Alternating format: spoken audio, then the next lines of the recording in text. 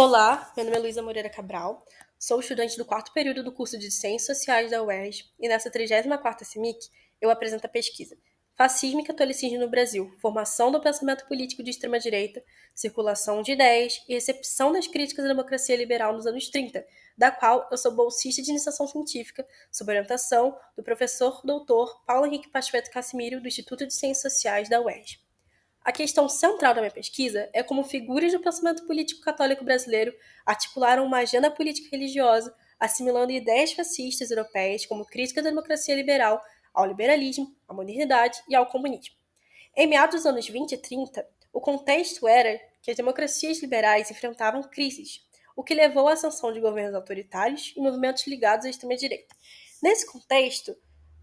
no Brasil, a revista Ordem foi criada com o projeto de se tornar uma organização do movimento católico brasileiro de discussão e produção de uma agenda que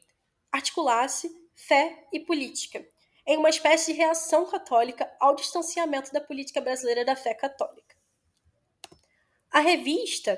e o Centro Novital foram fundados por Jackson de Figueiredo, a revista Ordem em 1921 e o Centro Novital em 22, e ambos são de extrema importância para o presente projeto de análise para a formação de um caráter reacionário. Jackson de Figueiredo, ele era crítico ao liberalismo, ao positivismo, ao individualismo, ao socialismo, ao comunismo e à maçonaria, e foi diretor da revista Ordem desde sua fundação, em agosto de 21 a 28, quando morreu tragicamente por afogamento. Após a sua morte, quem assume a revista é Alceu Amoroso Lima, ou Tristão de Ataíde, como ficou conhecido. Ele assumiu a direção da revista em 28, foi indicado por Dom Sebastião Leme ao cargo e também era grande defensor de uma ordem social cristã e crítico do liberalismo. Aqui eu trago algumas influências europeias que estão em constante diálogo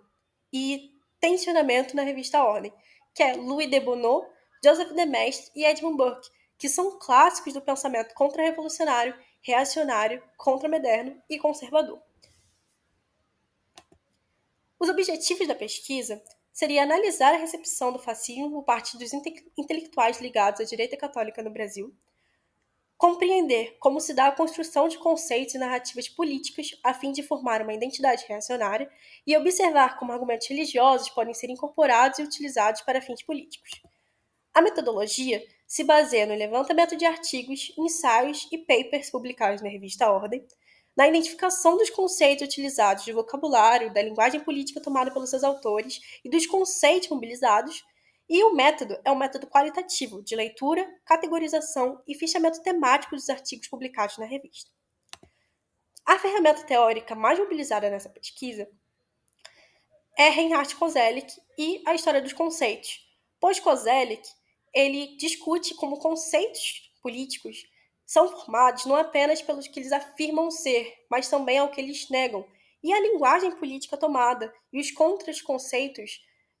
que são realizados na identificação dos inimigos políticos. Então, é de extrema importância, pois em A Ordem são tensionadas e são trazidos conceitos e palavras que estão em constante disputa, como liberdade, ordem, tradição. Então, a obra de Koselleck é de extrema importância para uma análise sistemática e crítica das edições de A Ordem. Os resultados parciais são a identificação de uma agenda por uma recatolização do Brasil por parte dos intelectuais católicos que integraram a revista. Podemos observar também uma tentativa de mobilizar a população em torno de uma ideia de povo e nação,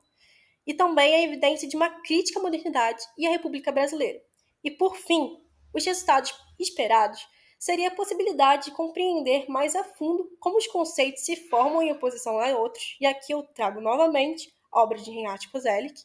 Também esperamos identificar padrões de circulação de ideias políticas e religiosas no período, e também o projeto de aprofundar a análise da posição dos intelectuais católicos da revista perante o fascismo e o integralismo. Eu finalizo por aqui e eu agradeço a atenção de vocês. Muito obrigada.